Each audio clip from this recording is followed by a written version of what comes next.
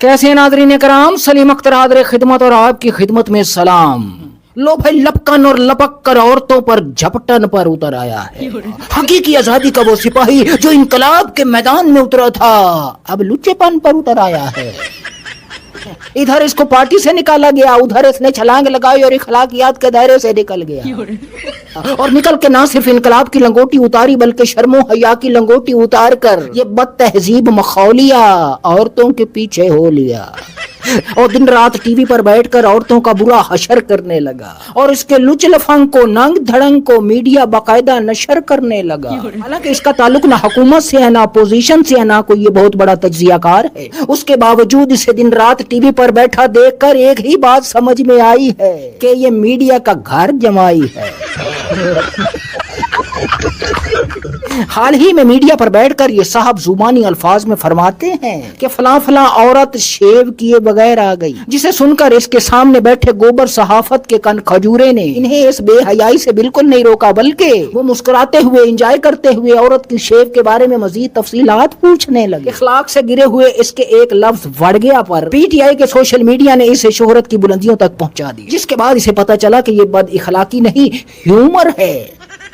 उसके बाद हकीकी आजादी के इस सिपाही ने इस घटिया और इखलाक बाख्ता ह्यूमर का इतना इस्तेमाल किया कि अकदारो इखलाकियात तहजीब व तमद्दन का कचूमर निकाल दिया। और जैसे इसे पार्टी से निकाल दिया गया, हकीकी आजादी के इस सिपाही ने जिसने करप्ट निजाम पर झपटना था, पलटना था और पलट कर फिर झपटना था, उसने रास्ता बदल लिया और बदल कर पीटीआई की ही औरतों पर झपटने लगा, पलटने लगा, पलट कर फिर झपटने लगा और देखते ही देखते लुच्चेपन की उस लामुतनाही बुलंदी तक पहुंच गया जहां पर इसके लुच्चेपन को फरोग देने के लिए गटर सहाफत के कन खजूरे इसका इंतजार कर रहे थे।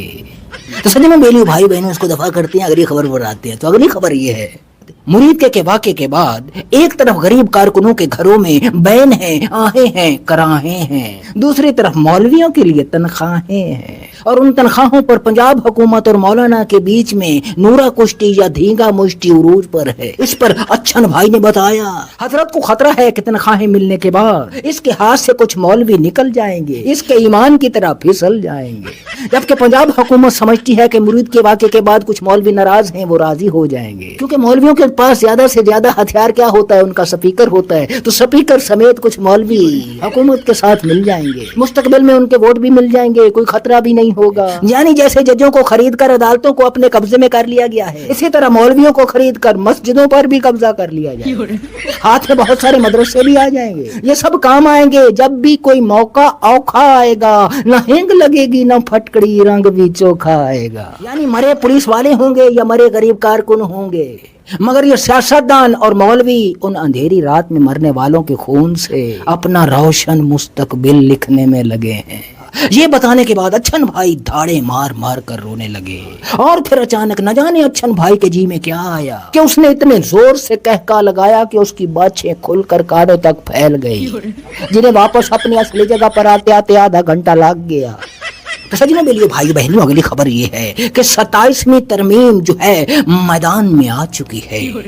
अब वक्त आ गया है बच्चे जमूरों का करतब दिखाने का। भाई मियां, आप सोच रहे होंगे, लोगों से मालूमात हासिल कर रहे होंगे, जो सुन रहे होंगे कि 27वीं तरमीम में क्या क्या वारदातें डलने वाली हैं। इसी पर मैं अपना अगला ब्लॉग करूंगा, लेकिन इतना बता दूं कि भाई मियां इसमें शॉर्टकट में बता दूं, आपको मुख्तसर बता दूं, सादा अल्फाज में बता दूं कि जो हमारा निजाम है, निजाम की जो पकड़ है ना, ये जो शिकंजा है, शिकंजा, इसको जो कौम के ऊपर जो शिकंजा है, उस जिस शिकंजे के अंदर हमारी जानो माल है, हमारी इज्जत और आबरू है, जिस शिकंजे के अंदर हमारा रिज्क है, उस शिकंजे को मजीद, उसकी ग्रिप जो है मजीद मजबूत की जाएगी। हाँ, इतना समझ लीजिए भाई मियां, उस शिकंजे की, उस पंजे की गिरफ्त जो है मजीद मजबूत की जाएगी भाई मियां। हाँ, और उसे मजबूत करने के लिए जजों عدالتوں اور اس کے لیے عدالتوں کا ججوں کا استعمال کیا جائے گا،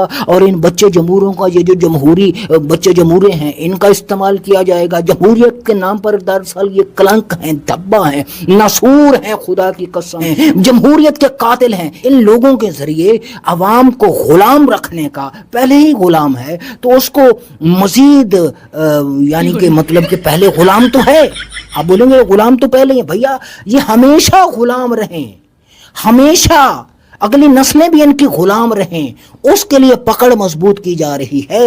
اور 10-15 سال کی جو بادشاہت بھی ان سب نے مل کر کے بچے جمہوروں نے اور ان کے آقاؤں نے جو منصوبہ بنایا ہے، اس پر وہ عمل درآمد کا وقت ہے، اور اس پر یہ دن رات کام کریں گے بھائی میاں۔ تو سجنوں بیلیوں بھائیو بہنوں، اس پر میں اگلا ولاگ کروں گا 27ویں ترمیم پر بھائی میاں، لہٰذا میرے چینل کو سبسکرائب کر لو، لائک کرو، شیئر کرو، اور مجھے اپنی دعاؤں میں یاد رکھو۔ ہم سب کا اللہ رب العزت حامی و ناصر ہو۔ پاکستان زندہ باد۔